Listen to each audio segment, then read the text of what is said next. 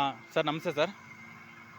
Sir ನಮಸ್ತೆ. ನಮಸ್ತೆ ನಮಸ್ತೆ ಸರ್ ಅದೇ ಇವಾಗ ಆಲ್ರೆಡಿ ನೀವು ಬೀನ್ಸ್ ಎಲ್ಲ ತೋಟ ಎಲ್ಲ ಫುಲ್ ಎಲ್ಲ ಉಳಿದ್ರೆ ಆಲ್ರೆಡಿ ನಾರಗಳಿದೆ. ಹೌದು. ಇದು ಎಷ್ಟು ದಿನ ಆಯ್ತು ಸರ್ ಇದು ಊತು ಬೀಜ? ಇದು ಉಳಿ ಒಂದು ತಿಂಗಳಾಯ್ತು. ಹ್ಞೂ ಈಗ ಬಿಸಿಲಿಗೆ 2 ಸಾರಿ ಉಳಿದೀವಿ, ಆದ್ರೆ ಬಿಸಿಲಿಗೆ ಎಲ್ಲ ಗಿಡ ಒಣಗ್ತಾ ಇದೆ. ಹಾಂ ಹಾಂ ಈಗ 3ನೇ ಸಾರಿ ಬೀಜ ಉಳ್ತಾ ಇದೀವಿ. ಹ್ಞೂ ಒಂದು ತೋಟದಲ್ಲಿ ಗಡ್ಡೆಕೋಸು ಹಾಕಿದ್ದೀವಿ. ಹ್ಞೂ ಸ್ವಲ್ಪ ಟೊಮಾಟೊ ಹಾಕಿದ್ದೀನಿ ಬೇರೆ ತೋಟದಲ್ಲಿ. ಹಾಂ ಕೊತ್ತಂಬರಿ ಸೇರಿದ್ರೆ ಬಿಸಿಗೆ ಸ್ವಲ್ಪ ಎಲ್ಲ ಒಣಗ್ತಾ ಇದೆ. ಹಾಂ ಕೊತ್ತಂಬರಿ ಹ್ಞೂ ಅದು ಔಷಧಿ ಹೊಡಿಬೇಕು. ಹ್ಞೂ ಏನ್ ಮಾಡಿದ್ರು ರೈತರು ಹ್ಞೂ ಸುಖ ಅನ್ಭವಿಸಾಗಲ್ಲ. ಕಷ್ಟ ಯಾವಾಗಲೂ ಕಷ್ಟ. ರೈತರೇ ರೈತರನ್ನ ಯಾರು ಗಮನಿಸಲ್ಲ ಅಷ್ಟೇ. ಹೌದು ಸರ್. ಅಲ್ಲ ಸರ್, ಈಗ ಆಲ್ರೆಡಿ ಮಾರ್ಚಲ್ಲಿ ಈಗ ಆಲ್ರೆಡಿ ಉಳಿದಿರ ನೀವು, ಮಾರ್ಚ್ ಎಂಡಿಂಗಲ್ಲಿ ಉಳಿಯೋದು ಅನ್ಸುತ್ತೆ.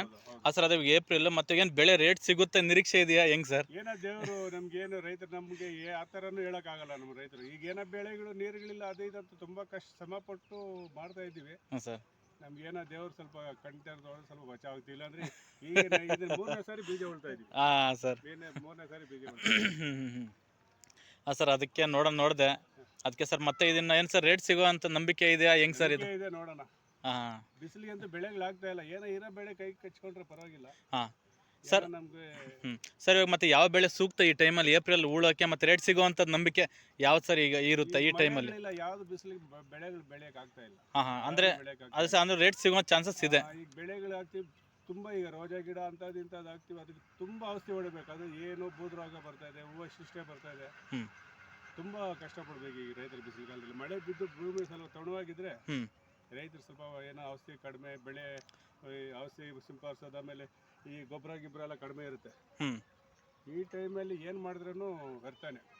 ಹಾಂ ಅದೇ ಸರ್, ಈಗ ಯಾವ್ದು ಸೂಕ್ತ ಸರ್ ಈಗ ಬೆಳೆಯೋಕ್ಕೆ? ಈಗ ಬೆಳಿಬೇಕಂದ್ರೆ ಸ್ವಲ್ಪ ಕೊತ್ತಂಬರಿ ಬೆಳಿಬೇಕು, ಟೊಮಾಟೊ ಬೆಳಿಬೇಕು. ಆದ್ರೆ ಬಿಸಿಲಲ್ಲಿ ಸ್ವಲ್ಪ ಕಷ್ಟಪಟ್ಟು ಬೆಳ್ಕೊಂಡ್ರೆ ಬೀನ್ಸ್ ಬೆಳಿಬೇಕು, ಆಮೇಲೆ ಕ್ಯಾರೆಟ್ ಬೆಳಿಬೇಕು. ತಂಪಾದ ಬೆಳೆದ್ರೆ ಅದು ಬೆಳೆಯಕ್ ಆಗ್ತಾ ಇಲ್ಲ ಈಗ. ಅದು ಆಚೆ ಮಳೆ ಇದು ಅದು ಬೀಜ ಆಚೆ ಬರೋದೇ ತುಂಬಾ ಕಷ್ಟ ಇದೆ. ಹಂಗೆ ಒಳಗಡೆ ಡ್ರೈ ಆಗುತ್ತೆ. ಹಾಂ ಸರ್, ಅದೇ ನೋಡಿದೆ ನಾನು ತುಂಬ ದೂರಿಂದ, ಅದಕ್ಕೆ ನೋಡ್ಕೊಂಡು ರೈತರನ್ನ ಮಾತಾಡ್ಸೋಣ ಅಂತ ಬಂದೆ. ಹಾಂ ಸರ್, ಧನ್ಯವಾದಗಳು. ತುಂಬಾ ಸಂತೋಷ. ರೈತರ ಪರವಾಗಿ ಎಲ್ಲ ಸ್ವಲ್ಪ ಕಾಳಜಿ ಇಟ್ಟಿದ್ರೆ ನಾವು ಸ್ವಲ್ಪ ಮುಂದೆ ಬರ್ತೀವಿ. ಹಾಂ ಸರ್. ಯಾರು ಸ್ವಲ್ಪ ರೈತರು ಅಂತಾರೆ ಅಷ್ಟೇ, ಆ ಟೈಮ್ ಮಾತ್ರ ರೈತರನ್ನ ಉಪಯೋಗಿಸ್ಕೊಂಡ್ರೆ ಬೇರೆ ಟೈಮಲ್ಲಿ ರೈತರು ಯಾರು ಜ್ಞಾಪಕ ಮಾಡಲ್ಲ. ಹಾಂ ಸರ್, ತುಂಬಾ ನಡೀತಾರೆ ಇದೆ ಅದು ಅಂತ. ಹಾಂ ಸರ್, ಅದೇ ಸರ್, ಅದೇ ನಿಜವಾಗ್ಲೂ ಕೂಡ ಅದೊಂದು ಸಮಸ್ಯೆ ಇದೆ. ರೈತರನ್ನ ನೋಡೋರು ಯಾರೂ ಇಲ್ಲ. ಕರೆಕ್ಟೇ ಸರ್. ಆದರೂ ಕೂಡ ಸ್ವಾಭಿಮಾನದಿಂದ ರೈತರು ಬದುಕ್ತಾ ಇದ್ದಾರೆ, ಹೆಂಗೋ ಜೀವನ ಮಾಡ್ತಾ ಇದ್ದಾರೆ. ಸಾಲ ಸೂಲ ಮಾಡಿದ್ರೆ ಬೆಳೆ ತೆಗಿಬೇಕು.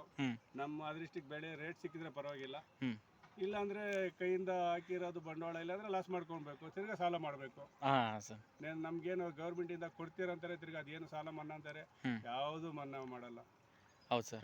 ತಗೊಂಡಿರೋದು ಕಟ್ಟಲೇಬೇಕು. ಆ ಥರ ಇದೆ. ಹಾಂ ಸರ್. ಸರ್ ಅದೇ ಆಲ್ರೆಡಿ ನಾವು ಬೇರೆ ಕಡೆ ಗೌರ್ಮೆಂಟ್ ಕೆಲ್ಸಕ್ಕೆ ಹೋದ್ರೆ, ಪ್ರೈವೇಟ್ಗೆ ಹೋದ್ರೆ ಅಟ್ಲೀಸ್ಟ್ ಮಂತ್ಲಿ ಒಂದು ಸ್ಯಾಲ್ರಿ ಆದರೂ ಸಿಗುತ್ತೆ. ಆದರೆ ನೀವು ರೈತರು ಒಂದು ಬೆಳೆಯಲ್ಲಿ 2 ಬೆಳೆ ಅಂತ ನೀವು ಎಷ್ಟೇ ಬೆಳೆಗೆ ಹಾಕಿರ್ಕೋ ಗ್ಯಾರಂಟಿ ಇಲ್ಲ. ಆದರೆ MRP ರೇಟ್ಸ್, ಕೆಮಿಕಲ್ಸ್ ಮೇಲೆಲ್ಲ MRP ರೇಟ್ಸ್ ಇರುತ್ತೆ.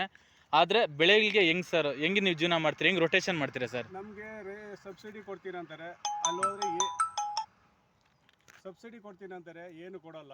ಇರೋ ರೇಟ್ ಅದು ಈಗ ಗೊಬ್ಬರ ಬೇಕಂದ್ರೆ ಕಾಂಪ್ಲೆಕ್ಸ್ ಕೆಲಸ ಮಾಡೋದು, ಕಲ್ಲಿದ್ದಂಗೆ 3 ದಿವಸ ಆದ್ರೂ ಅದು ಕರಗಲ್ಲ.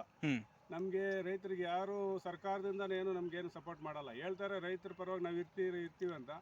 ನಾವು ಬೆಳೆಗಳಿಕ್ಕಿ ಏನೋ ಬೆಳೆ ಏನೊಂದು ಬೆಳೆಯಲ್ಲಿ ಸಿಕ್ಕುತ್ತೆ ಅಂತ ಕಷ್ಟಪಟ್ಟು ಅದನ್ನೇನೋ ಉದ್ಧಾರ ಮಾಡಿ ಬೆಳಿತೀವಿ. ಆ ಟೈಮಲ್ಲಿ ರೇಟ್ ಸಿಕ್ಕಲ್ಲ. ರೇಟ್ ಇರೋವಾಗ ಬೆಳೆ ಆಗಲ್ಲ.